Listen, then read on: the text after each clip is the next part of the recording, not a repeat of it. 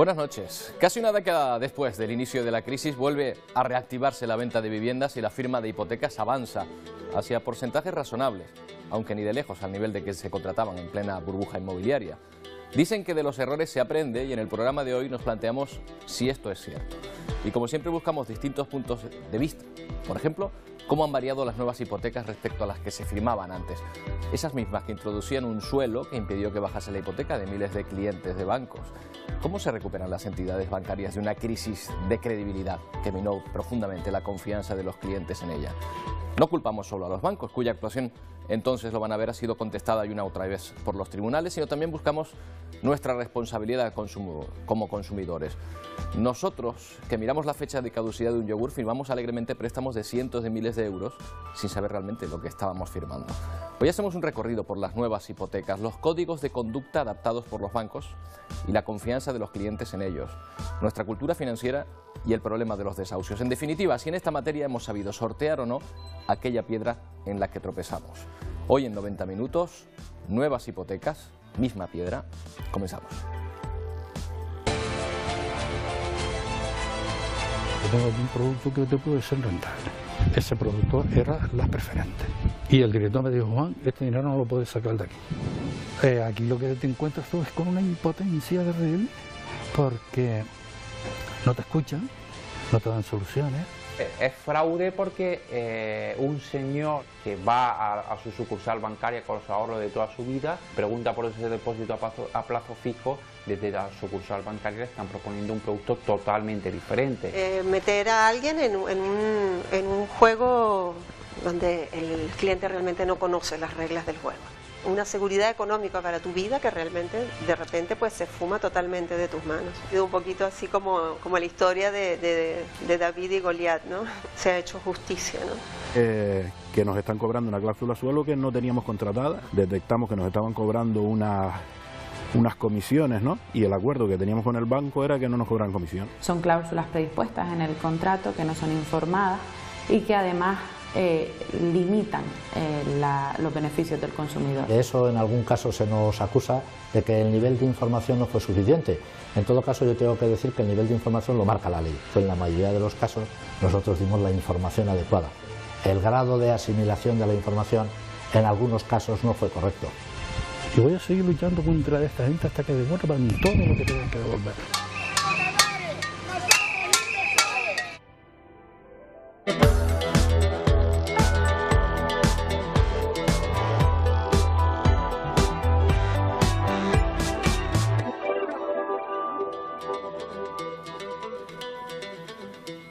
Pues la primera pregunta que nos planteamos esta noche tiene que ver con la confianza entre bancos en general y clientes. Con el estallido de la burbuja inmobiliaria y en medio de una terrible crisis de la que aún no nos hemos recuperado, miles de clientes de bancos se decidieron a demandar a estas entidades por la colocación de productos sin la información adecuada. En algunos casos, incluso sin el consentimiento de los afectados. ¿Esto fue un error? ¿Fue una mala interpretación o una maniobra orquestada para obtener dinero líquido a cualquier precio? María Luisa Martínez es abogada y fue directora de oficina bancaria. Ahora mismo defiende precisamente a algunos clientes que se sienten engañados por su banco. Señora Martínez, ¿qué tal? Buenas noches. Buenas noches. ¿Esto es una forma de expiación, pasar de un lado al otro? Bueno, es una forma fue una necesidad de cambiar de vida y desde luego aprovechar toda mi experiencia, no solo como directora de oficina, sino como directiva de banca a nivel con responsabilidad territorial, en una materia que además tenía que ver con las reclamaciones de los clientes y bueno, mi decisión de cambiar de vida pues hizo que aprovechase esos conocimientos y ahora estoy en la parte de ayudar, sobre todo informar a la gente de a qué tiene derecho, claro, y resolver esos productos que...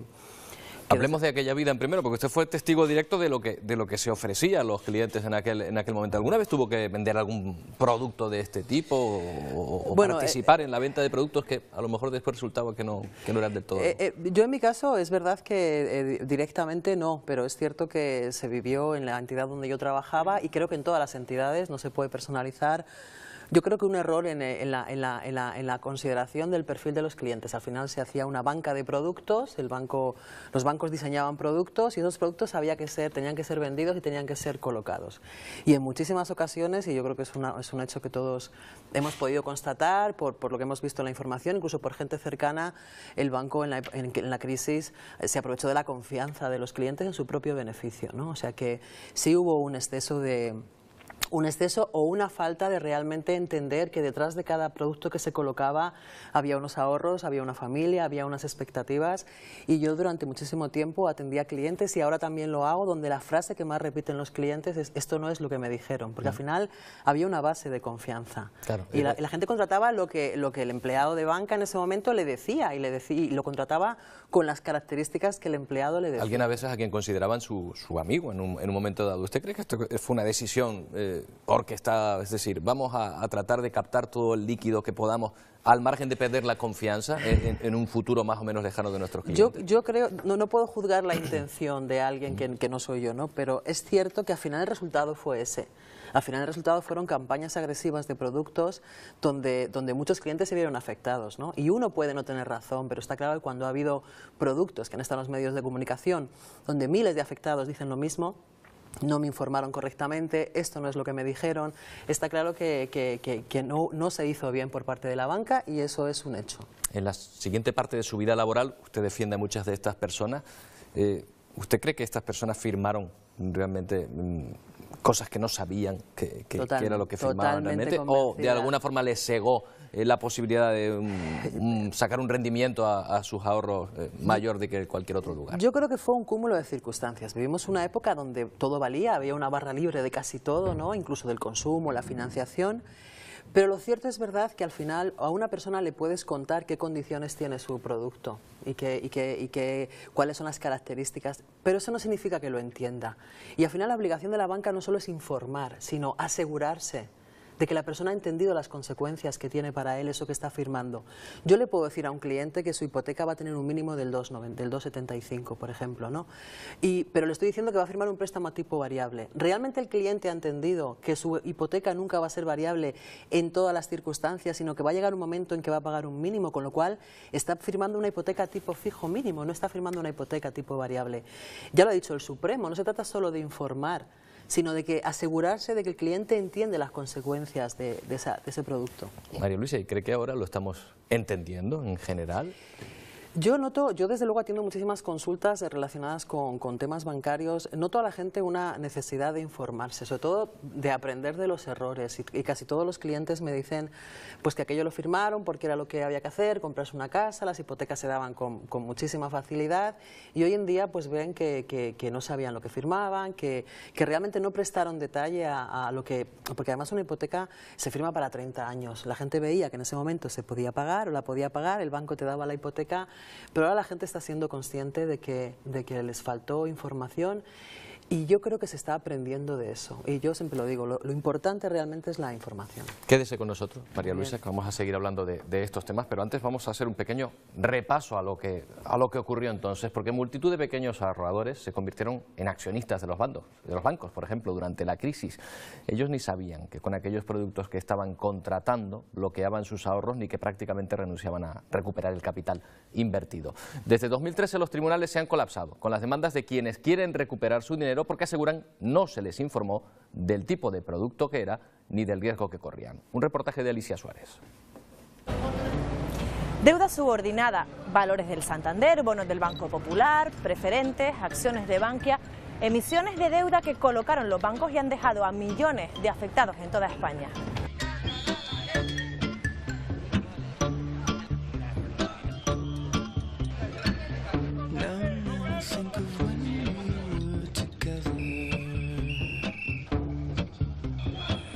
Ni una manifestación se ha perdido Juan en los últimos años, panadero de profesión, toda una vida trabajando y ahorrando. En 2009 fue a su oficina bancaria buscando un depósito a plazo fijo. Dice, mira Juan, yo tengo aquí un producto que te puede ser rentable. ¿Y ese producto era? Ese producto era las preferentes. Y esto te va a dar una rentabilidad anual de un 8%. Digo, ¿qué seguridad tiene eso? Toda.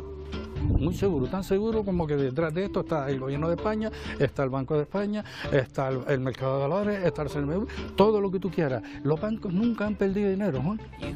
Tras 2 años cobrando esos intereses pactados, Juan quiso recuperar su dinero. Y el director me dijo, Juan, este dinero no lo puedes sacar de aquí. Y yo me quedo mirando para él y digo, me estás tomando el pelo. Entonces, claro, aquí lo que te encuentras tú es con una impotencia terrible, porque no te escuchan, no te dan soluciones, porque yo sé los trabajos que yo pasé en mi vida, los que pasó mi mujer, los que pasemos todos trabajando 16 o 18 horas por tener un futuro. Y me han jodido, perdonando la palabra, me han jodido mi futuro. El propio director del banco, fíjate cómo me vio a mí, que me escribió en un papelito las 3 letras, ADICAE.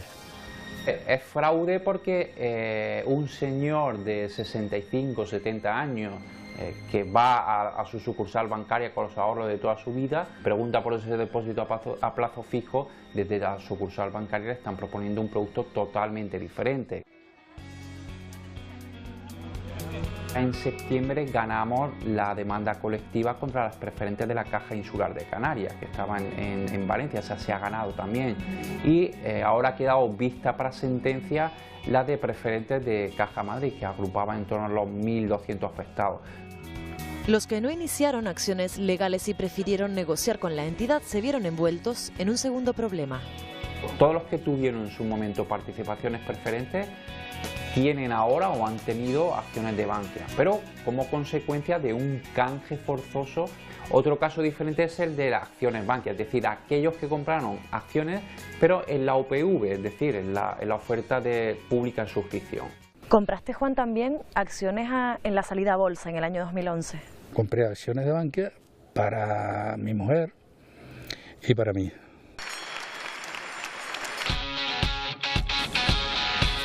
Era 20 de julio de 2011, Bankia salía a bolsa. Estoy convencido de que los 370.000 inversores que han confiado en nosotros van a estar muy satisfechos. Captar accionistas con un folleto informativo cuyos datos estaban falseados. Salieron a bolsa diciendo públicamente que iban a tener una ganancia de 309 millones de euros. Cuando finaliza el año 2011, realmente Bankia tenía unas pérdidas de 3.030 millones de euros. Y entonces las acciones empezaron a caer, dejando tras de sí pérdidas de hasta un 80%, pero no fueron las únicas. Entre un 50 y un 80% perdieron aquellos que invirtieron en bonos convertibles. Año 2005, la madre de Alejandra se traslada a vivir a Canarias. Todos sus ahorros, unos 100.000 euros, los ingresa en una entidad bancaria. Se nota que hay un interés especial y reiterativo ya en mi madre como cliente del banco. Y ahí comienza la odisea. En solo un año, su madre, sin conocimientos financieros, invierte sus 100.000 euros en preferentes y acepta el ofrecimiento de su asesora bancaria. El banco le ofrecía 2 préstamos por valor de 200.000 euros para invertirlos en otros 2 productos de la propia entidad. Uno de ellos, los bonos convertibles del Banco Santander. Un producto que te da una rentabilidad buena, en principio muy buena, pero que al final del recorrido, digamos en este caso 5 años, no te devuelven tu dinero, sino que te devuelven acciones del propio banco. De repente había como 300.000 euros en juegos, de los cuales hay un 200% que ni siquiera existe, o sea, es un dinero totalmente virtual. Es un dinero que el banco le presta virtualmente a mi madre, teniendo ella que responder a ese préstamo con unos intereses que sí son reales. Meter a alguien en un juego donde el cliente realmente no conoce las reglas del juego. Realmente mi madre se sintió totalmente engañada, ¿no? Una seguridad económica para tu vida que realmente de repente pues se fuma totalmente de tus manos. Una demanda consiguió que pudieran recuperar su dinero. Lo que buscamos es que se anule la contratación como si nunca se hubiera realizado. Demostrar lo que se llama un error del consentimiento. Es decir, yo creo que estoy adquiriendo una cosa y en realidad estoy adquiriendo otra. Los bonos convertibles de Valores Santander fue la primera sentencia en España firme que condenaba al banco. Ha sido un poquito así como la historia de David y Goliat, ¿no? Se ha hecho justicia, ¿no? Aparte cultura financiera, ¿qué más has podido aprender de todo lo que ha pasado? He aprendido que no me puedo fiar de nadie. No voy a parar, aunque yo recupere ese dinero, yo voy a seguir luchando. Y voy a seguir luchando contra esta gente hasta que devuelvan todo lo que tengan que devolver.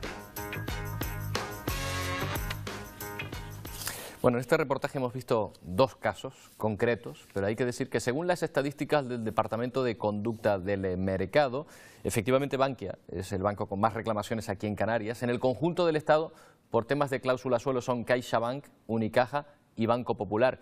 Y reclamaciones por otros productos, CaixaBank encabeza de nuevo esa lista, Banco de Santander en segundo lugar, Bankia y BBVA, sería la cuarta entidad. Tienen esta información a su alcance si lo desean. Vamos a hablar con Manuel Fajardo, portavoz de ADICAE en Canarias, lo acaban de ver en este reportaje. ¿Qué tal, señor Fajardo? Buenas noches. Hola, muy buenas noches. Ahora mismo, ¿qué porcentaje más o menos de las reclamaciones que se están presentando terminan condenando a los bancos o condenándoles a devolver el préstamo, el dinero invertido? Bueno, en este año 2015, y son datos que aparecen en la memoria de reclamaciones del Banco de España, ha habido un repunte y sí que es verdad que en torno al 70 y poco % de las reclamaciones que se presentan ante el Banco de España se están resolviendo en favor del reclamante. Pero, y este es un dato negativo, tan solo el 40% de esas resoluciones que se dictan en favor de los reclamantes terminan por ser aceptadas por la entidad bancaria, porque recordemos que las resoluciones del Banco de España no son vinculantes y ese es el gran problema del sistema de resolución extrajudicial de conflictos que tenemos en este momento en España. Entonces, me está usted diciendo que el Banco de España dice, oiga, esto no es de recibo, esto no puede ser, se lo dice al banco y el banco decide en una tercera parte de los casos si lo tiene en consideración o no, no es vinculante. Exactamente. Aun cuando la resolución del Banco de España sea positiva para los intereses del usuario, del consumidor, la entidad bancaria opta entre resolver o no resolver el caso conforme a esa resolución del Banco de España. Estamos ante un sistema en el que es la entidad bancaria la que decide si se pliega o no se pliega a lo que le dice el Banco de España. Luego, la vía más efectiva, prácticamente la única que con seguridad permite que se recupere el dinero invertido, son los tribunales. Bueno, es la última vía que tenemos. Pero también es verdad que en este momento, a nivel europeo, se está discutiendo, digamos, los sistemas de resolución extrajudicial de conflictos. España, por ejemplo, todavía no ha adoptado ese sistema de resolución extrajudicial porque, bueno, hemos tenido un año en el que el gobierno no ha tenido esa posibilidad, porque realmente teníamos un gobierno transitorio y no teníamos un gobierno efectivo. Esperamos que a partir de ahora, con el nuevo gobierno, sí que se adopte ese nuevo sistema de resolución extrajudicial de conflictos que viene establecido por normativa comunitaria. Da la sensación de que los tribunales sí que están claramente a favor, sobre todo en determinados productos, del cliente que reclama. ¿Esta sensación que nos da es cierta? ¿La mayoría de las decisiones judiciales van a favor del cliente? Realmente es así y no tenemos más que mirar, por ejemplo, las demandas colectivas presentadas por ADICAE. En temas de participaciones preferentes, en mayo ya hubo una primera resolución sobre obligaciones subordinadas, en la que, bueno, ADICAE ganó esa demanda. En septiembre la demanda de ADICAE, demanda colectiva sobre participaciones preferentes de la Caja Insular, también se ha ganado. Y las de preferentes de Caja Madrid han quedado vistas para sentencia. Tema de cláusula suelo, pues la macrodemanda de ADICAE, recordemos una demanda por la que se demandó a toda la banca española, en la que entraron hasta 15.000 afectados a nivel nacional. Llegó el 7 de abril y también se dio la razón a los afectados. Y esta sí que es una demanda, una sentencia histórica, porque estamos hablando de una sentencia que afecta a todos los usuarios, ¿de acuerdo? Recordemos que es una demanda que fue en su momento sustanciada a través de una asociación de consumidores y en defensa de los derechos de los consumidores. Una pregunta que planteo, una reflexión que planteo tanto para usted, señor Fajardo, como para María Luisa Martínez, que está con nosotros. Me da la sensación de que si no llega a ser por estas reclamaciones masivas, digamos, de alguna manera, los clientes se habrían visto indefensos ante una situación como esta, porque los firmados, los bancos en principio, señora Martínez, se atenderían a lo firmado. Esto es lo que se firmó y ya está, ¿no? Efectivamente, está claro que esa vía ha permitido que mucha gente, sobre todo que se conozca, porque al final, evidentemente, la cláusula suelo, los que primero demandaron y llegó al Supremo, son los que han conseguido que el tema se abra y sea notorio y público, pero efectivamente, como estaba explicando Manuel, es lamentable en este país que los dictámenes de Banco de España no sean a favor de los clientes contra las entidades, no sean obligatorios de cumplimiento por parte de las entidades, con lo cual la vía judicial es prácticamente la única alternativa, y es cierto que mayoritariamente están atendiendo los derechos de los usuarios de banca. ¿Qué está generando mayor presión sobre el banco para aceptar llegar a acuerdos con los clientes, señor Fajardo? ¿Estas sentencias judiciales que en su mayoría van recayendo a favor de ellos, o quizá una intención de recuperar la confianza del cliente y de pasar página respecto a este asunto por parte de las entidades bancarias? Las sentencias judiciales evidentemente están ayudando, pero sobre todo la presión social. Venimos de unos años de crisis económica que tiene su origen en una crisis financiera. Han estallado casos como el de las participaciones preferentes o las cláusulas suelo, que ha tenido una repercusión mediática muy importante. Se ha visto cómo los usuarios, los consumidores salían a la calle y eran capaces de defender sus derechos ante la banca, ante el poder financiero. Quizás esto es lo que un poco ha hecho cambiar el modo de dirigirse de la banca a los usuarios. Vamos a ver cómo las entidades bancarias van a tener que superar, quizá ya lo estén haciendo, esa crisis de confianza de los clientes. Luego veremos también, por cierto, cuál es la responsabilidad de otros agentes, entre ellos los ciudadanos. Pero, a Antonio Cárdenas, ¿hay algún indicador de la confianza que nos diga cómo está la situación entre bancos y clientes ahora mismo? ¿Qué tal? Buenas noches, Roberto. Pues lo hay, y es un dato contundente. Hoy, solo 1 de cada 4 españoles confía en su banco. Un dato sacado por una encuesta, y además esa confianza se ha reducido en los últimos 12 meses en un 30%. Vamos a ver cómo está España en el contexto de Europa y esa confianza que tenemos los españoles en nuestros bancos. Si miramos este gráfico, vemos que, por ejemplo, Suiza, un país famoso en Europa seguramente por los bancos, pues allí uno de cada dos suizos, incluso el 57%, un poquito más, confía en su banco. También tenemos datos de Alemania, tenemos ahí España con ese 27%, y países que confían menos, o nacionalidades que confían menos, personas de esos países que confían menos en su banco, los italianos y también los irlandeses, por debajo de España con un 24 y un 21% respectivamente. Datos, Roberto, que son muy significativos y que además demuestran que la confianza de los españoles en sus bancos, como decíamos antes, con ese 30%, ha ido reduciéndose significativamente en los últimos tiempos. Vamos allá con unos titulares que pueden resumir muy bien cuál es esa situación en la actualidad. Irritados con sus bancos actualmente, el 67% de los españoles declara que está irritado con su banco. Además, 2 bancos son los peores situados en este estudio, son Bankia y Nova Galicia, y los que tienen mejor imagen son ING y Barclays. Otro titular más. Los españoles reparten su dinero entre 2 o más entidades. El 55% de los españoles ha dicho que no se fía más de solo un banco y reparte su dinero entre 2 o más entidades. Y un último dato, 1 de cada 10 españoles cambia su banco, además en un giro de un año. Se acabó aquello de un banco para toda la vida, y los españoles lo que hacen es precisamente eso, cambiar de banco en un giro de un año, incluso con ese poco tiempo, con esos 12 meses, cambian de banco. Y estos datos son los que hemos encontrado en ese estudio, Roberto, pero también tenemos, ya digo, ese estudio de emociones en el sector bancario, pero hemos querido también salir a la calle, también aquí en Canarias, para preguntarles a ustedes qué opinan. ¿Confía usted en los bancos? En algunos, en todos no. En los que tienen problemas gordos y que se ven todos los días, me dan que pensar. El dinero se tiene que tener en los bancos, no en la casa. No, muy poco, porque sinceramente han habido muchas personas que sobre los bancos han perdido dinero, las inversiones. Yo tengo mi cuenta ahí, no sé. Sí, confío en ellos porque yo no he tenido ningún tipo de problema debido a toda la crisis económica y demás. Pienso que la gente está empezando a desconfiar bastante. Lo que ocurre es que hay leyes que los protegen demasiado y pues nos exprimen. No, porque van a beneficio de ellos nada más. Muchas cláusulas que ponen, muchos impuestos que tienes que pagar por tarjetas, y la verdad que no me gusta. Bueno, pues ya lo ves, Roberto, son datos significativos allí. Más o menos los canarios también están igual que los españoles. 1 de cada 4 españoles no confía hoy en su banco. Muy bien, pues precisamente esas crisis de confianza vienen derivadas a lo mejor de que muchos se plantean, bueno, ha habido una crisis, todos lo hemos pasado mal. Señor Fajardo, ¿lo hemos pasado mal todos? ¿Los bancos también han sufrido importantes pérdidas, al igual que muchos ciudadanos? ¿Se pueden encontrar paralelismos entre ambos? Bueno, tendríamos que ver cuál es la cuenta que los bancos han dejado a los españoles, y eso lo ofrecer cifras. Medio millón de familias hipotecadas en situación límite, 250.000 familias ya han pedido su vivienda desde el inicio de la crisis.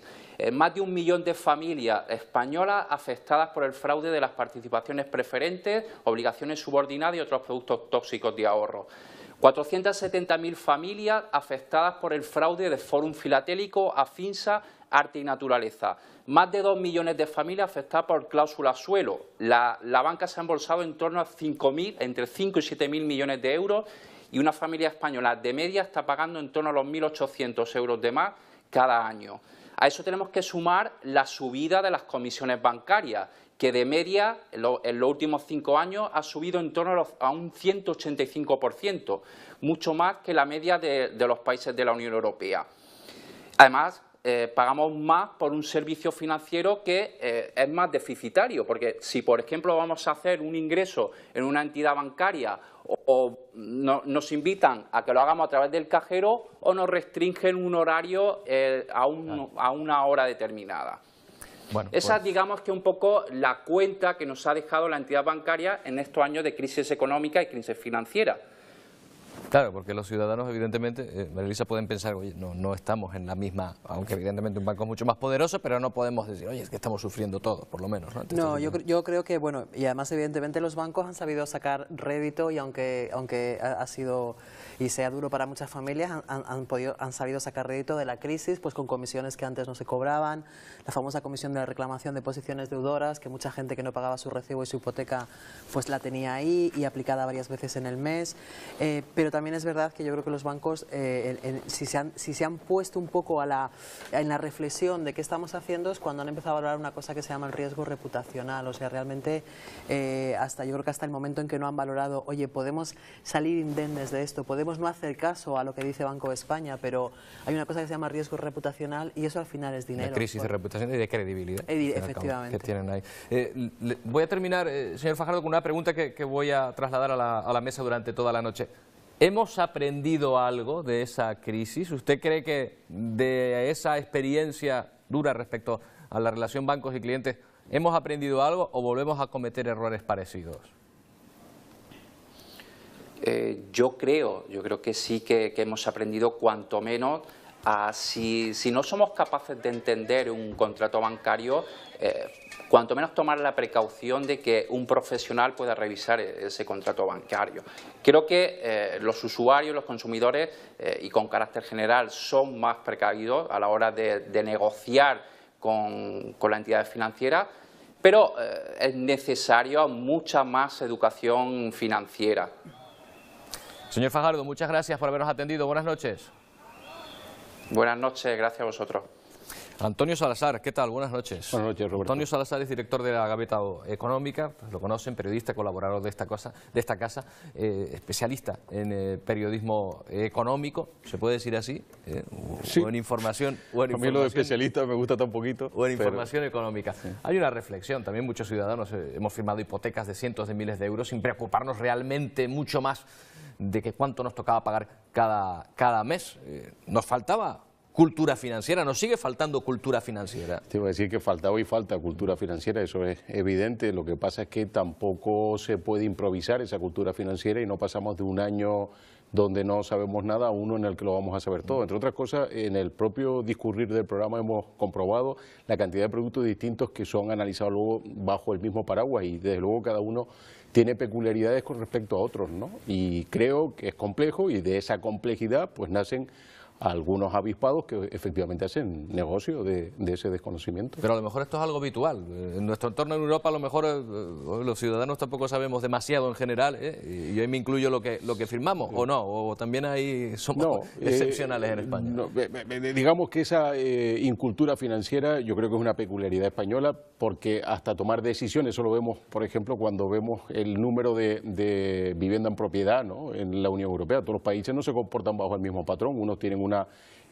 prevalencia por adquirir el inmueble y quedárselo más que vivir de alquiler. Eso tiene que ver con costes financieros y decisiones vitales que uno debería incorporar a esa ecuación cuando quiere comprar una vivienda o tomar una decisión de vida, ¿no? De todas formas, yo creo que es que también hemos vivido una época, y ahí creo que tenemos que hacernos todos el análisis de responsabilidad, donde las cosas perdieron su valor absoluto, es decir, todo se miraba en lo que me cuesta al mes, ¿no? Y también pasó con las hipotecas, es decir, evidentemente había una accesibilidad al crédito y había una accesibilidad a la hipoteca, y los españoles pensábamos que, bueno, la puedo pagar, qué ilusión, me compro una casa, hay un sentimiento de propiedad, pero yo me acuerdo que vivimos una época donde también ibas y las ofertas se hacían así, en cuota al mes, ¿no?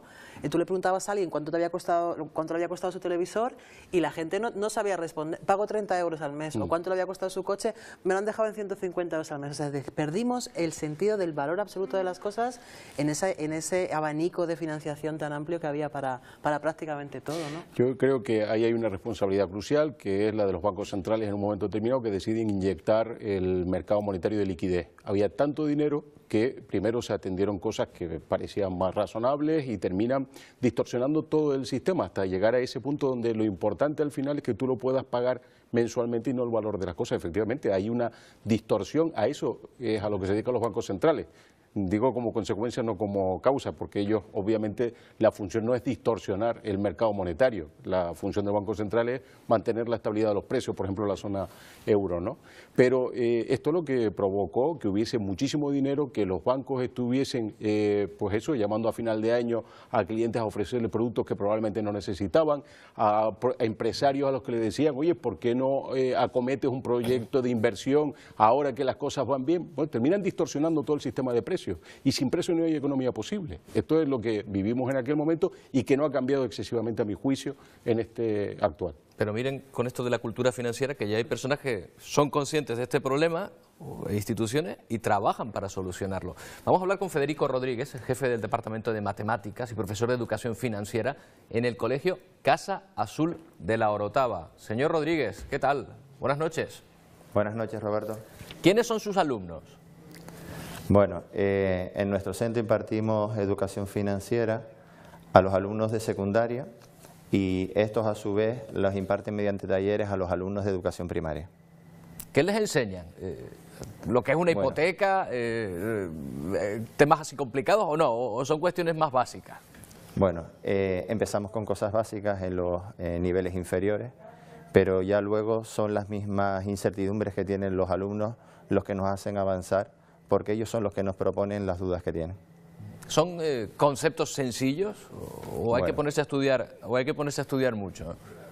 Yo creo que todo esto se basa en que debemos de aprender de lo que ha ocurrido en los últimos 10-15 años. Los alumnos deben de adquirir competencias que les preparen para lo que les viene a continuación, porque al fin y al cabo el día a día es una actitud económica. Enseñamos a que diferencien los tipos de tarjetas con las que se pueden encontrar. Ellos mismos han sido los que han deseado que se les informe sobre lo que son las cláusulas suelo, porque están sobre la mesa ahora mismo y dentro de la familia están ocurriendo esos temas. Claro, o sea que ellos mismos reclaman determinados temas de los que quieren hablar, a lo mejor porque ya empiezan a usarlos, no sé si una tarjeta secundaria todavía no, pero desde luego, por ejemplo, con su móvil o con determinadas ofertas que les puedan hacer o ventas a plazo, ahí ya pueden aplicar lo que les están enseñando, ¿no? De hecho, lo que yo les pido en muchas ocasiones a mis alumnos es precisamente que lleven a la sobremesa de casa los temas de los que hablamos.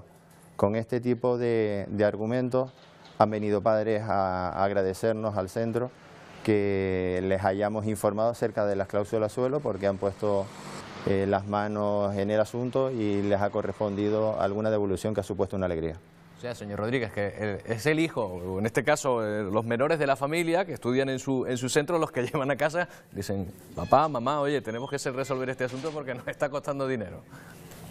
Pues es así, aunque parezca extraño, las cosas funcionan así, y es más, estoy plenamente convencido de que los alumnos de hoy día están capacitados para adquirir esos conocimientos financieros, y es más, les interesa muchísimo.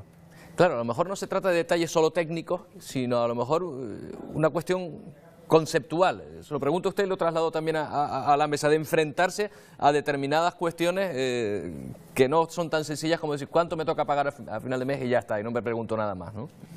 No, pero el tema de la planificación yo creo que es importante incorporarla al crecer de la persona. Cuando un alumno se está desarrollando como persona, y el tema de la planificación, les enseño sobre todo que el primer gasto fijo obligatorio deben de considerar siempre el ahorro como el primer gasto fijo obligatorio. Y creo que con la información que se le da sobre el endeudamiento inteligente, espero que lo incorporen a su vida cotidiana y errores del pasado, por lo menos estos alumnos no los cometan. Yo, al hilo de lo que estaba comentando don Federico, este tipo de iniciativas son son extraordinarias y ojalá fuesen de consumo común. Pero y lo pongo en relación con lo que comentabas antes sobre el tema si era una peculiaridad española. En nuestro país sucede que la gente sale de la facultad, por ejemplo, de odontología, de medicina, de derecho menos porque tienen alguna asignatura concreta, ¿no? Pero aquellas profesiones que requieren luego constituir un despacho de cara al público y no tienen idea de cómo se gestiona un negocio, no tienen idea de cómo se rellenaba un cheque, ya hoy eso casi no se hace, pero no tienen idea de los distintos productos porque les han dado una formación específica en su campo, pero de nada más, ¿no? Y es una cosa, aparejadores, arquitectos, en esta crisis lo hemos visto, han caído muchos de ellos, ¿no? Y buena parte de ellos a lo mejor se podía haber evitado con unos mejores conocimientos económicos, ¿no? Sí, yo realmente pienso que la gestión económica, la doméstica incluso, es fundamental y me parece una iniciativa increíble. Yo siempre cuento como anécdota y me ocurrió muchas veces en mi etapa de directora de oficina que pasaba la gente, estaba en el cajero y entraba a la oficina para decir que el cajero estaba estropeado, que no le daba dinero, que había pedido un extracto y que en el extracto aparecía que tenía dinero, ¿no? Me acuerdo de una señora de 342 euros y tenía un menos delante. Estaba en negativo, pero ella veía 342 euros y no era capaz de asimilar de que realmente estaban descubiertos, porque por su cuenta tendría un descubierto y no entendía por qué, ¿no? Entonces te ponías a hacer los números con ella. O sea, yo creo que todo parte de la economía doméstica y de decir, bueno, esto es lo que gano, esto es lo que puedo gastar, pero y esa cultura de saberse manejar con una cuenta bancaria también y saber controlar tus ingresos y tus gastos. Y de tener cierta responsabilidad en el criterio, señor Rodríguez, a la hora de a lo mejor son edades en las que ya se razonan más las cosas, pero no pedir por pedir, sino darse cuenta, oye, que determinados gastos, que en casa tenemos unos ingresos determinados y esto puede suponer a lo mejor ser más consciente de la realidad en la que está viviendo en su propia casa. Sí, eso mismo lo trabajamos también y tiene que ver con la adquisición de responsabilidades por parte de todas las partes. Como padres tenemos que educar a nuestros hijos de que el mal llamado estado del bienestar quedó en el pasado y la realidad que afrontan las familias de hoy día son muy distintas. Con lo cual es necesario que el alumno crezca concienciado a que el dinero se trabaja y eso cuesta ganarlo. Pues señor Rodríguez, me parece fantástica esta iniciativa que han tenido, por cuanto a los alumnos también se les educan responsabilidades, como usted dice, a la hora de tomar decisiones. Aunque los conocimientos técnicos sean más o menos, determinadas edades, dados más o menos profundos. Muchas gracias por habernos atendido. Muchas gracias. Nada, gracias a ustedes. Ahí está el Colegio Casa Azul, en Orotava, en Tenerife, que da educación financiera a sus alumnos y es una forma también de adoptar responsabilidades. Repunta el número de hipotecas firmadas, tanto en Canarias como en el conjunto del país. Tras la crisis se empiezan a comprar más casas, pero ¿cuáles son las nuevas condiciones? ¿Hay una actitud diferente entre los nuevos clientes? ¿Qué ha cambiado en la nueva forma de hipotecarnos para adquirir una vivienda? Alicia Suárez nos lo cuenta.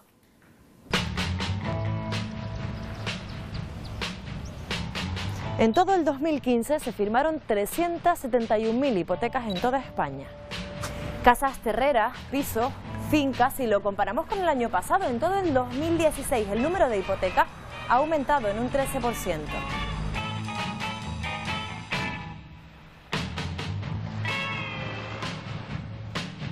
Ha disminuido el paro, la gente tiene un poquito más de dinero, los precios además se han ajustado mucho. Se firman más hipotecas, se conceden y se piden más hipotecas.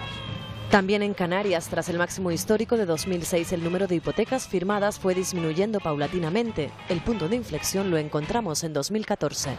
Desde hace quizá 1 año y medio, 2 años, el número de hipotecas ha empezado a subir. Se firman más hipotecas, pero ¿son los compradores más prudentes o se sigue firmando y se siguen vendiendo las mismas condiciones que hace una década?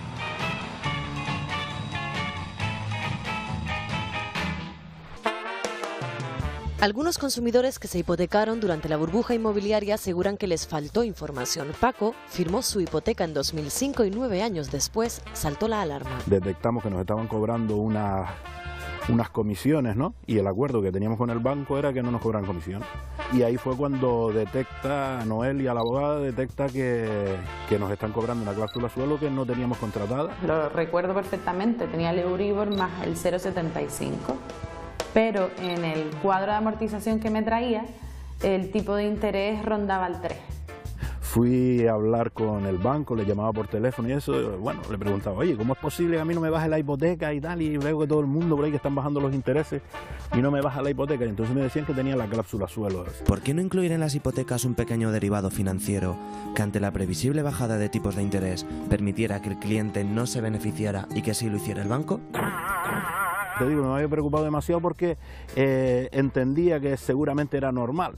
Son cláusulas predispuestas en el contrato que no son informadas y que además limitan los beneficios del consumidor. Limita beneficios como que baje la cuota de la hipoteca. Por mucho que se haya firmado un diferencial competitivo más el Euribor, la cláusula suelo impide que baje la cuota mensual.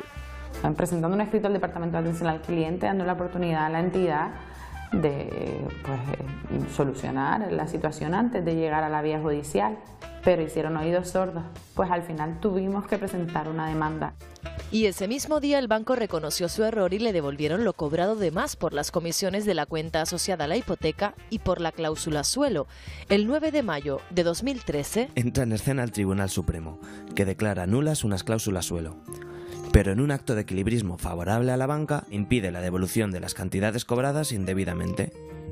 El Tribunal Supremo alegó la fragilidad del sistema bancario español, que no podía asumir la devolución de lo cobrado de más, una cifra que el Banco de España situó en 7.600 millones de euros. El pago con carácter retroactivo se dirime ahora en el Tribunal de Justicia de la Unión Europea, pero el informe preliminar avala la sentencia del Supremo.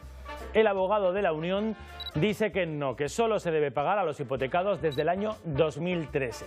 No da más que un argumento de que la banca está muy mal, que no puede pagar, argumento que creemos que es completamente arbitrario. Es lo que estamos esperando. ¿Desde cuándo hay que indemnizar las cláusulas suelo que un tribunal declare que han sido abusivas o ilegales o no vendidas con suficiente transparencia?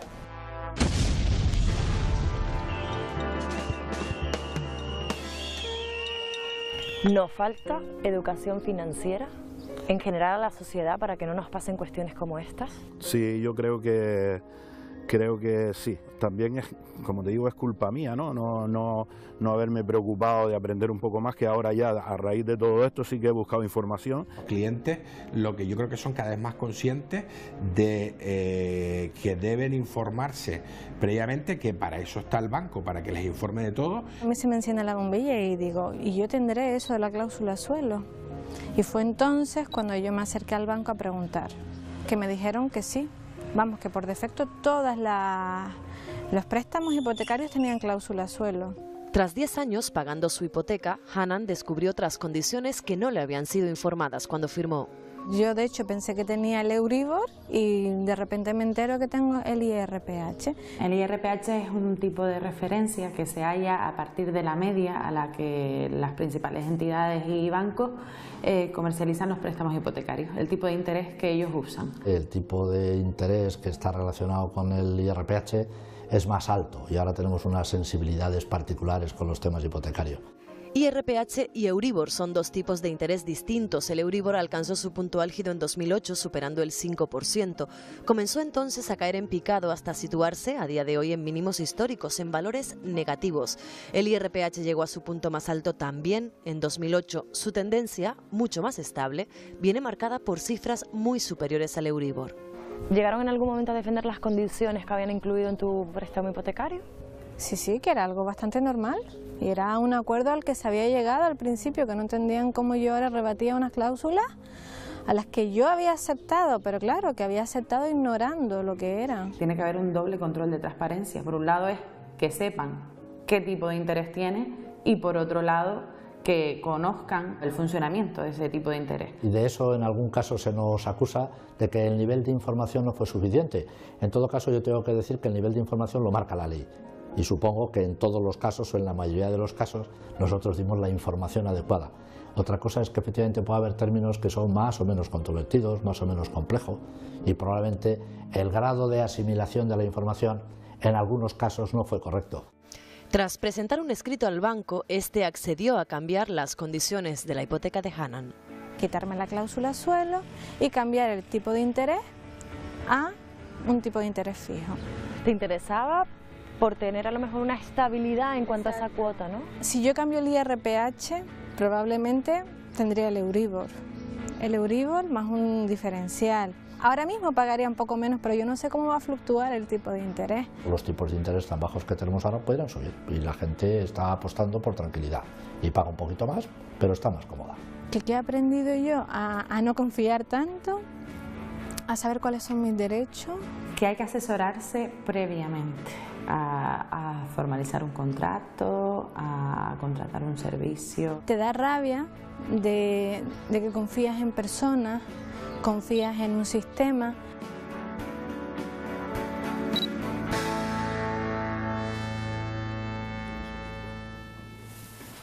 Vamos a hablar con Alfonso Caballé, que es decano del Colegio Notarial de Canarias. Señor Caballé, ¿qué tal? Buenas noches. Buenas noches. ¿Se siguen incluyendo cláusulas que podrían ser consideradas abusivas? Por ejemplo, cláusulas suelo, ¿se siguen incluyendo en las hipotecas que se firman actualmente? Hoy en día las entidades de crédito cada vez, sobre todo en cláusulas que ya han tenido una declaración de abusividad, intentan por todos los medios el evitarlas, porque a ellos evidentemente no les interesan. Respecto a la cláusula suelo, lo que hay que dejar claro es que lo que dijo el Tribunal Supremo es que era una abusividad por falta de transparencia. Exacto, no son ilegales. Por falta de información. Y en eso es en lo que hay que incidir cada vez más, en la información al ciudadano. A veces mucha información o excesiva información puede ser no información. La información necesita darse con tiempo, con pausa, con explicaciones a veces sencillas. Una explicación en materia financiera pues puede resultar muy complicado, sobre todo cuando no ha habido una educación financiera previa, como hemos podido ver aquí anteriormente. En las escuelas es una materia que nunca se tocó, pero posteriormente ya en la edad adulta tampoco, con lo cual muchas personas han entrado en contratos, comprando productos, interviniendo en operaciones financieras sumamente complejas y dificilísimos de entender, con lo cual el ciudadano ha dado un paso de gigante entrando en materias muy complejas y muy complicadas. Y a la hora de trasladar esa información, ¿cuál es la labor del notario? ¿No debería ser el notario quien diga, ojo, que aquí si firma esto a lo mejor va a tener un problema en el futuro? ¿O no es esa la labor? La labor del notario, evidentemente el notario no es un consejero financiero. El notario tiene una obligación de asesoramiento muy importante, tanto de los que son los aspectos jurídicos como los aspectos económicos. Pero para eso hace falta acudir al notario anticipadamente. La normativa hoy en día le da una gran importancia no solamente a lo que es la fase de prestación del consentimiento, que es la fase del otorgamiento, que tradicionalmente en materia contractual siempre se ha considerado como un momento clave, un momento muy solemne, sino que hoy en día en este tipo de contratación a la fase precontractual se le da cada vez más importancia.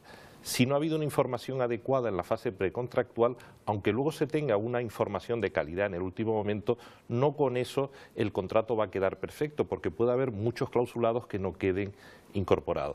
De ahí la importancia de asesorarse en la fase previa. De hecho, ahora están obligados incluso a presentar un cuestionario al cliente, o que se conteste un tipo de cuestionario para que el cliente demuestre que conoce. Siempre ese tipo de cuestionario se ha hecho, ¿no? Lo que pasa es que lo que estamos intentando más bien es unificar un poco la práctica y sobre todo también que el ciudadano sea consciente de lo que se le está preguntando y de lo que se le está explicando.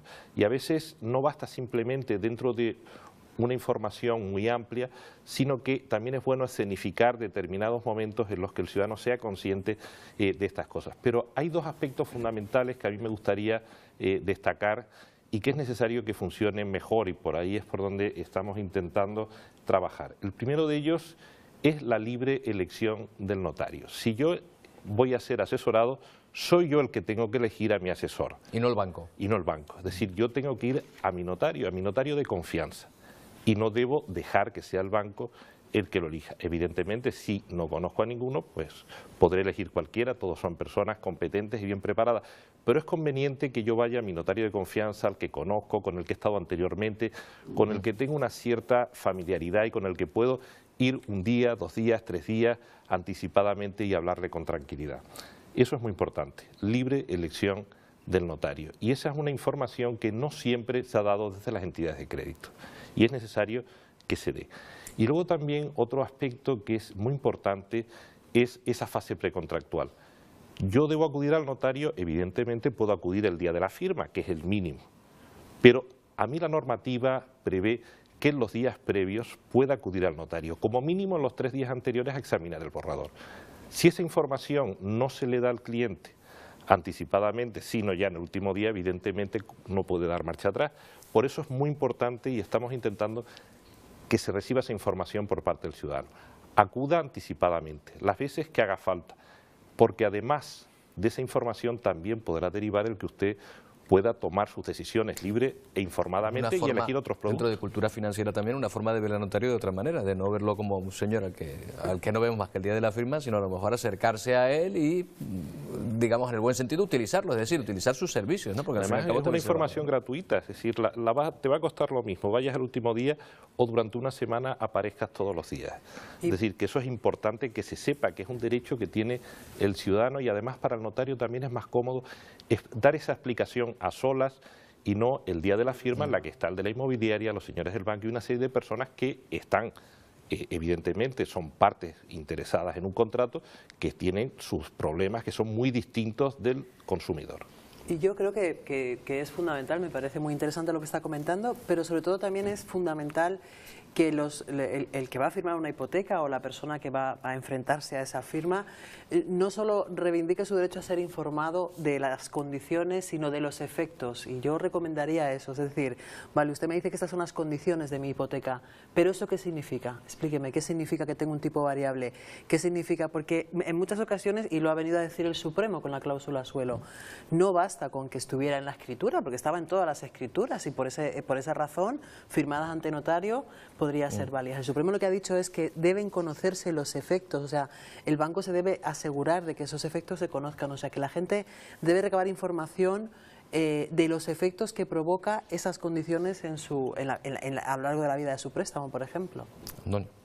Sí, esto de la existencia de, por ejemplo, la libre elección del notario, es que hasta hace unos años no era así. Eso se cambió hace relativamente poco tiempo. Antes pagábamos nosotros la... El banco al final te dice firmas aquí. Yo creo que ahora, hoy en día sí es verdad que vas y tú eliges a tu notario y es verdad que se puede dar ese tipo de relación como hablaba el señor Caballé hace un instante, pero hasta hace unos años tú pagabas la minuta, por eso me ha hecho gracia también lo de la asesoría gratuita, sin coste adicional, porque la minuta la paga el cliente, claro. Y es verdad que estará incluido, lo mismo ir 3 días antes a tener información adicional que no hacerlo, por tanto lo que no tiene es un coste añadido, pero no es gratuita, ¿no? Pero esto ha cambiado y yo celebro que estas cosas también se vayan modificando. Es gratuita porque puede no firmarse el contrato. Sí, pero cosa que puede ocurrir y no se te va a pasar ningún coste, porque se trata de tener la información incluso para poder decir que no me interesa. ¿Y cuántos contratos no se han celebrado? Ocurre, sí. no muchos, pero a veces son excepcionales. Ocurre a veces, no tanto como podía haber sido lo ideal, pero ocurre. Y eso en esos momentos pues se queda uno satisfecho también, porque dice, mira, ha recibido una información y no se ha hecho algo que se pretendía hacer y que a lo mejor no le interesaba. Ya vemos un tema en el que se ha avanzado, un tema en el que se ha avanzado, el que hemos aprendido, pero también hay otras cuestiones. Por ejemplo, un código de buenas prácticas, Antonio, que de seguirse facilitaría mucho las cosas. ¿En qué consiste? O dime algunos aspectos de ese código de buenas prácticas. ¿Qué tal, Roberto? Pues el código de buenas prácticas llegó aproximadamente en el año 2012, lo implantan los bancos, por supuesto, a expensas del gobierno, y lo que trata es de ayudar a personas con menos recursos y su finalidad última es evitar esos desahucios. Vamos a intentar entender un poco mejor de qué va ese código con la ayuda de estos gráficos. Primero, fundamental, requisitos previos. La hipoteca tiene que estar en la vivienda habitual, no valen garajes, no valen segundas viviendas. Segundo requisito previo también para intentar acceder a ese código. Los deudores tienen que estar en el umbral de la exclusión y vamos a intentar explicar qué es eso del umbral de la exclusión, porque se tienen que cumplir 3 requisitos. Uno, introducimos ese concepto, el IPREM, son 532 euros al mes ese indicador, y la familia, el conjunto de los ingresos de la familia no pueden superar 3 veces esos 532 euros, por tanto no pueden tener unos ingresos superiores a 1.600 euros mensuales. Segundo requisito que hay que cumplir, alteración económica en los últimos 4 años. Esto es, por ejemplo, un despido en esos últimos 4 años o 2 en el conjunto de la familia. Y por último, que la hipoteca supere el 50% de los ingresos familiares del conjunto de la familia en ese periodo. Si cumplimos esos requisitos, pasamos a 3 medidas que se pueden aplicar gracias al código, el código del que estamos hablando, el código de buenas prácticas de los bancos. El primero es un plan de reestructuración que, entre otras cosas, incluye esa medida de la eliminación de la cláusula suelo o de aumentar el periodo de amortización de la hipoteca a 40 años. Si la familia no puede acceder a ese plan de reestructuración, resulta inviable, vamos a la segunda medida. La quita no es obligatoria para los bancos y lo que supone, ya lo sabrán, la quita es reducir parte de esa deuda. La tercera medida sería la dación en pago, que es entregar la vivienda para compensar esa deuda hipotecaria. Y vamos a ver algunos titulares de la aplicación de esos 4 años, como decía, de ese Código de Buen Gobierno. Por ejemplo, más de 40.000 familias en toda España se han acogido a ese código desde el año 2002 aproximadamente. Los bancos en ese periodo han suspendido más de 22.000 lanzamientos en un lenguaje cotidiano, en un lenguaje de la calle, es desahucios. Vamos hasta Canarias. En Canarias, en el año 2015 subieron los desahucios un 2,2%, pero un dato positivo es que las ejecuciones hipotecarias en el año 2015 bajaron además muy significativamente, un 21,7% en Canarias, y esas ejecuciones son el paso previo a los desahucios. Por tanto, ese dato sí es muy positivo, y en el conjunto de España, además, Roberto, esas ejecuciones hipotecarias en el año 2015 se redujeron a niveles de 2009. Por tanto, la previsión puede ser positiva para los próximos años. Pues es un buen dato que se reduzcan, aunque vemos que en 2015 en Canarias incluso creció un 2%. Pero es verdad que ya no se habla tanto de este asunto, de este drama de los desahucios. Inma Évora pertenece a la plataforma de afectados por la hipoteca. Señora Évora, ¿qué tal? Buenas noches. Hola, buenas noches. ¿Usted percibe que este código de buenas prácticas se aplica, se está aplicando, está creciendo entre los bancos y los clientes que están pasando dificultades? Bueno, nosotros vemos que el Código de Buenas Prácticas se aplica a criterio de la entidad financiera y no en el total de los casos que lo solicitan. De hecho, bueno, vemos que muchas familias lo solicitan, lo cumplen, pero no hay una respuesta por parte de las entidades financieras pues para dar una reestructuración o para contemplar la dación en pago. Bueno, hay varios pasos, pero bueno, por lo general lo aplican a su criterio, que ese es uno de los problemas que nosotros entendemos que hay, que no hay nada que les obligue a aplicarlo, es algo voluntario. Bueno, en todo caso, sí parece que se han sometido a una regla. Usted me dirá si es así o no, que nos ha explicado Antonio en el caso de ingresos, un número de ingresos, en que se haya sobrevenido algún despido en algún momento dado, para pasar a ese sistema de 3 fases, de reestructuración, de quita o de dación en pago. ¿Usted percibe también que los bancos sí se están sometiendo a esas reglas autoimpuestas en muchos casos? Los bancos, como te decía antes, es a su criterio, o sea, es un código que han aceptado, pero que realmente, aparte de ser algo restrictivo, no lo aplican. ¿No se está aplicando en general, en su opinión? Claro, sí, no se está aplicando en general. Sin embargo, da la sensación, señora Évora, que ha descendido el número de desahucios. ¿O es que hablamos menos de ellos? Hablamos menos de ellos.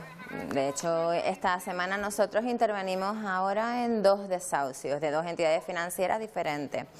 Se siguen produciendo, ¿qué pasa? Que el problema está contenido, no hay una solución definitiva al problema de los desahucios, a la deuda de por vida que les queda a muchísimas familias y bueno, eso es un poco lo que está sucediendo.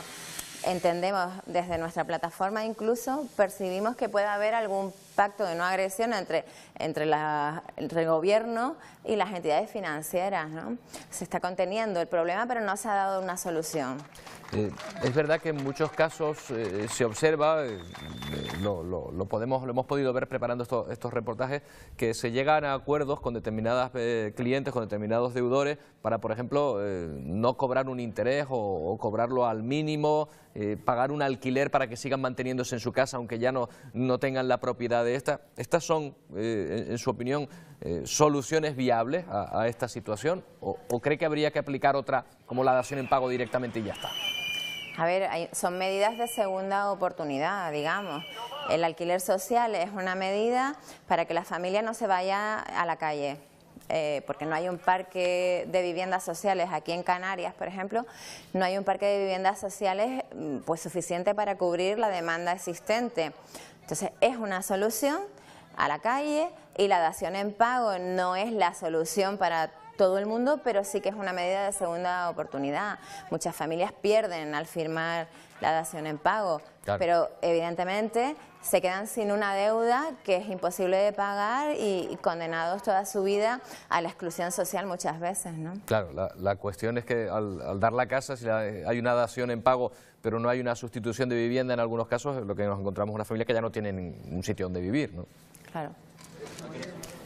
¿Hemos aprendido algo, señora Évora, de esa crisis? ¿O hemos obtenido, no sé si usted lo percibe, si una mayor sensibilidad, por ejemplo, respecto al coste social que tuvo la burbuja inmobiliaria? Sí, hemos aprendido, hemos percibido que algo sucede y que hay que atajar las malas prácticas de las entidades financieras, aunque continúa esa opacidad, hay unas prácticas que son muchas veces dudosas y la información tiene que estar más cerca del ciudadano, de las personas.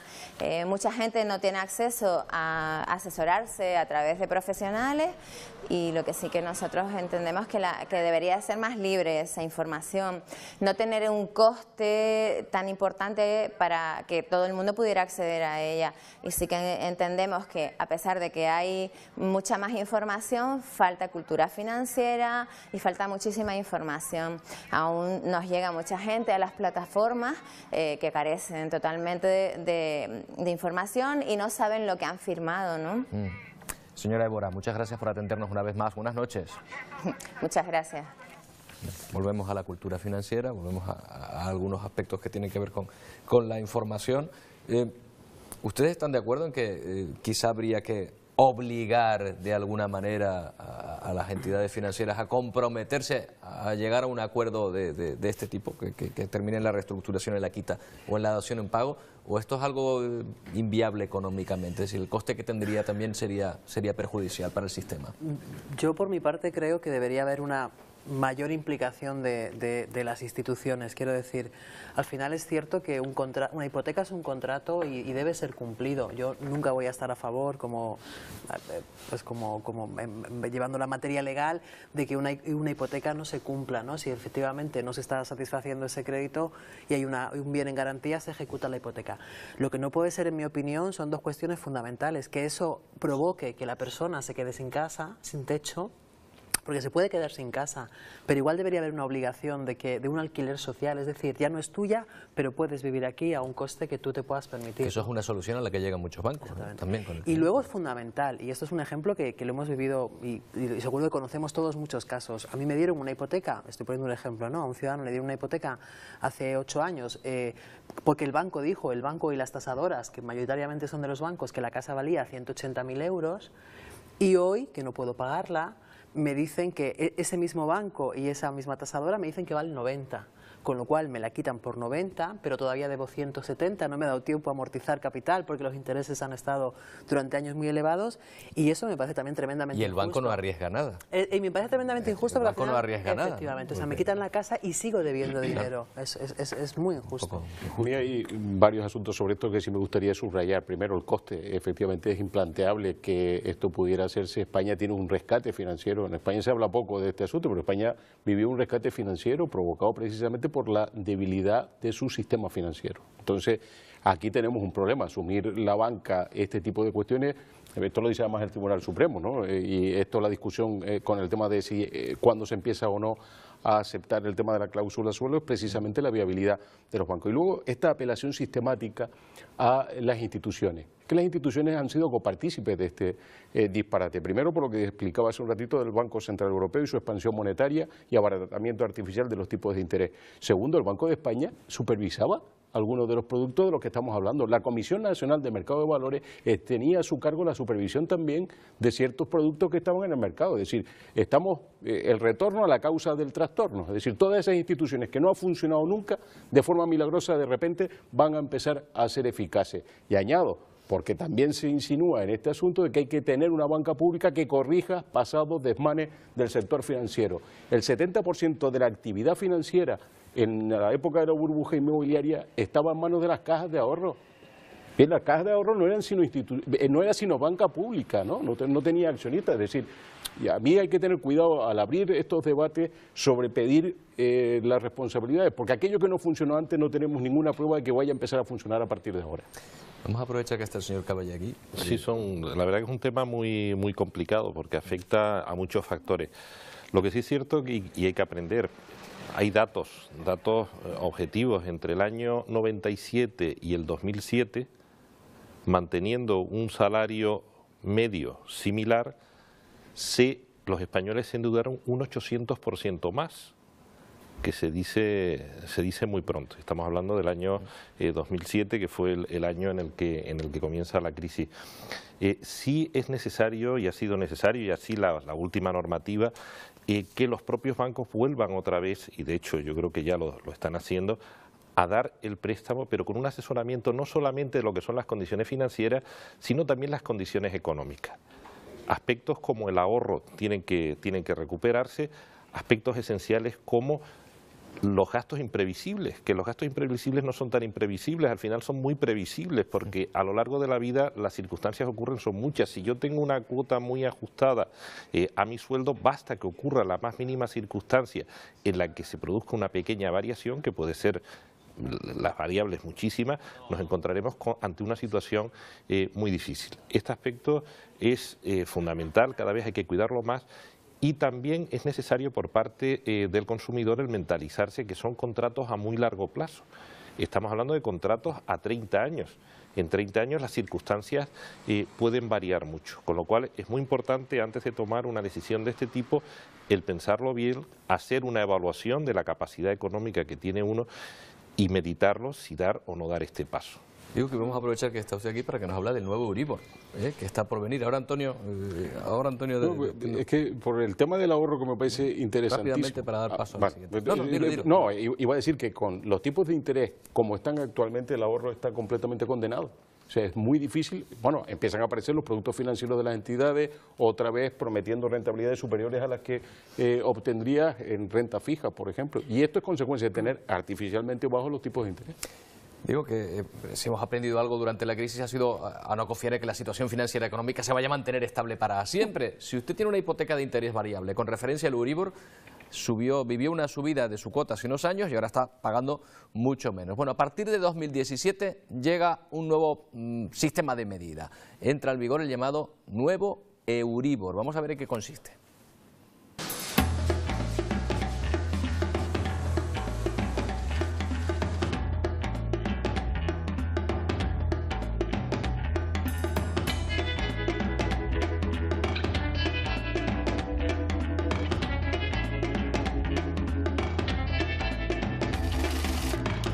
En 2013, la Comisión Europea sancionó a 6 bancos de la eurozona por manipular al alza los datos que proporcionaban para calcular el Euribor.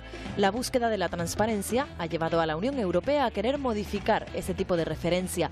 Nace el nuevo Euribor, o también conocido como Euribor Plus. ¿Sabes lo que es el nuevo Euribor o el Euribor Plus? Tengo unas pequeñas nociones, pero realmente poco. He estado leyendo algo sobre el tema, pero no. Ah, no me he enterado. Pues no, la verdad es que no. Estoy de alquiler, ahora no tengo hipoteca y no sé.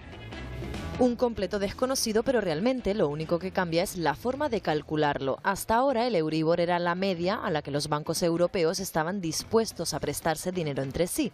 Ahora se atenderán a datos reales, a los tipos de interés que se aplican y no estimaciones. Aunque sea un dato real, es decir, ¿a qué precio estoy prestando yo a los bancos, a mis compañeros? Está más pegado a la realidad y por tanto yo creo que es un adelanto considerable en términos de transparencia y de fiabilidad. El Instituto Europeo de Mercados Monetarios tiene el encargo de gestionar la reforma del Euribor. Desde el pasado mes de julio reciben información diaria sobre los tipos de interés que ya se aplican 53 bancos de la eurozona.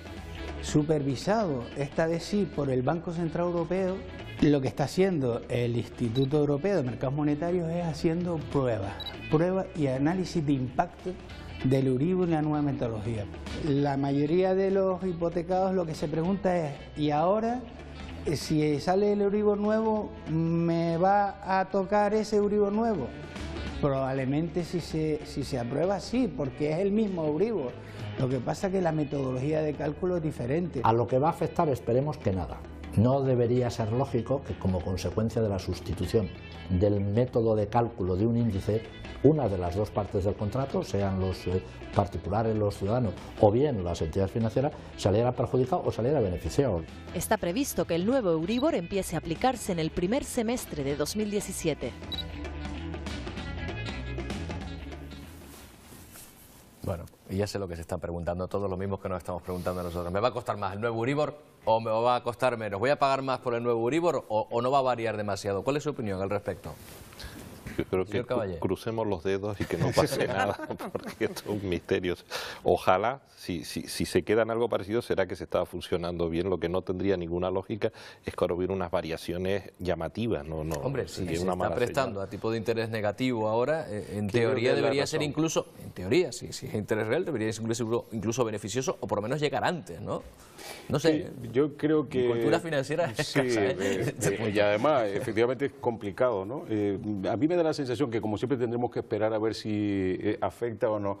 Lo segundo, que efectivamente yo creo que esta es la motivación última, que en un escenario como este, donde todo el mundo está improvisando, porque hay tipos de interés negativos, sea una forma de corregirlo, ¿no? Hay que decir que los bancos se prestan dinero entre ellos y ese es el precio del Euribor, es un precio razonablemente de mercado, y la razón por la que se pueden prestar incluso en tipos negativos porque es más caro mantener los depósitos en el Banco Central Europeo, que les penaliza por tener el dinero en el banco. Por esa es la razón por la que se pueden prestar incluso a unos niveles negativos entre ellos, ¿no? Ahora, cómo se transmite va a ser complicado. Y es verdad que en todo caso, desde luego, parece que se podría abrir una nueva brecha en ese desequilibrio banco-consumidor, porque realmente el Euribor, el tipo de referencia de las hipotecas a tipo variable, cuando es el Euribor, está definido en el contrato, ¿no? Y eso al final implicaría que cambia, es decir, eso está firmado.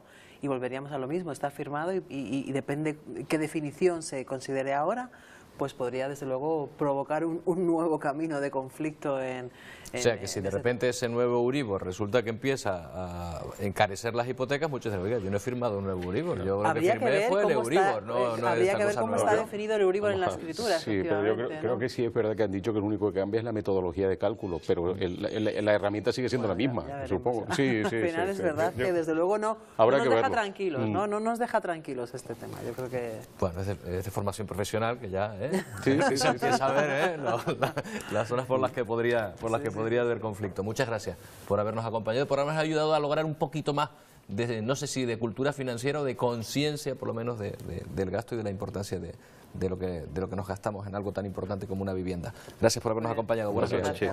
A ustedes también por habernos acompañado en estos 90 minutos una vez más. Buenas noches, que descansen.